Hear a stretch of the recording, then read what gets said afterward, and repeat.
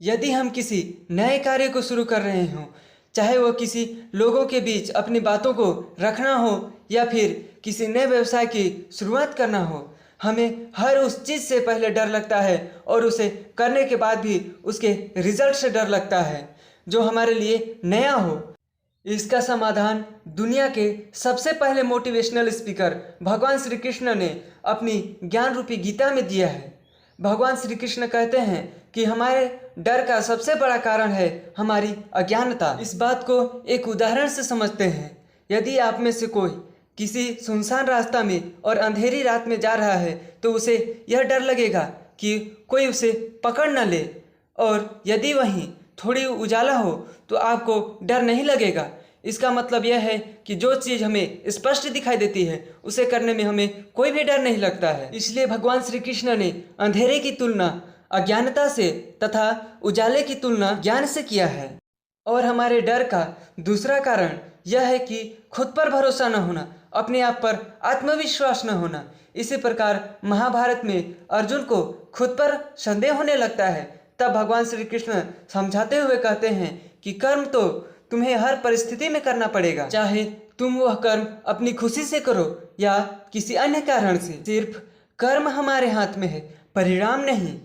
इसलिए कर्म करो और भूल जाओ और ईश्वर पर भरोसा रखो। यदि इसे हम और सरल तरीके से समझें तो आप यदि किसी परीक्षा की तैयारी कर रहे हैं तो उस पर निष्ठापूर्वक कार्य कीजिए और परीक्षा देने के बाद खुद पर और ईश्वर पर भरोसा रखिए। ईश्वर आपके मेहनत का एक कतरा भी जाया नहीं होने देगा।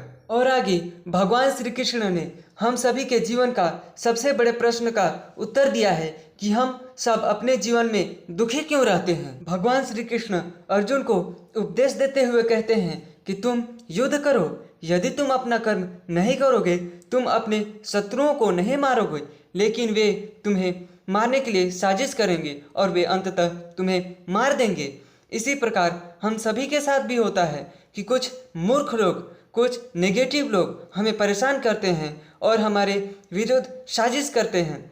ऐसे लोगों के लिए भगवान श्री कृष्ण कहते हैं कि इन लोगों से दूर रहो, क्योंकि नेगेटिव लोग आपको भी नेगेटिव कर देते हैं और आपको अपने मार्ग से भटका देते हैं। और हमारे दुखी होने का दूसरा कारण यह है कि हमारी भावना पर हमारी कोई भी नियंत्रण नहीं होना। जब भी हम अपनी इच्छाओं के बारे में बार बार सोचते रहते हैं तो हमें उस विषय तथा उस इच्छा की लत लग जाती है, और जब हमें इच्छाओं की लत लग जाती है तो हम बार बार उस चीज़ को करने में हमारा मन लगने लगता है। और यदि हमारी इच्छाएं पूर्ण नहीं होती है तो हमें गुस्सा आने लगता है, हमें दुख होने लगता है। इसे इस प्रकार समझा जा सकता है कि यदि हमें अच्छी आदतें हैं तो वह हमारे लिए फायदेमंद होंगी, किंतु यदि हमें बुरी आदतें हैं, जैसे शराब पीने की लत हो तो और शराब पीने को न मिले तो उसका मन दुखी हो जाएगा और उसे क्रोध आने लगेगा।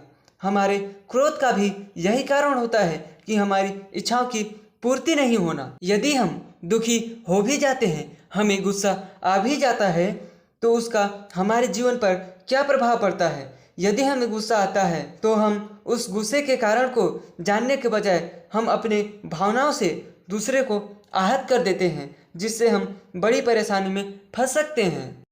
और गीता जी की अगली सीख यह है कि यदि हम सभी को थोड़ी सी भी सफलता मिल जाती है तो हम खुद पर घमंड करने लग जाते हैं कि ये काम हमने किया है। पर हम यह बात भूल जाते हैं कि जो भी कर्म हम कर रहे होते हैं वह हमसे ईश्वर करवाते हैं, हम तो सिर्फ निमित्त मात्र हैं। इसी पर आधारित मुझे महाभारत की एक कहानी याद आ रही है जो आपने कभी न कभी सुनी ही होगी। जब अर्जुन और कर्ण का युद्ध हो रहा था तब दोनों एक दूसरे को कड़ी टक्कर दे रहे थे।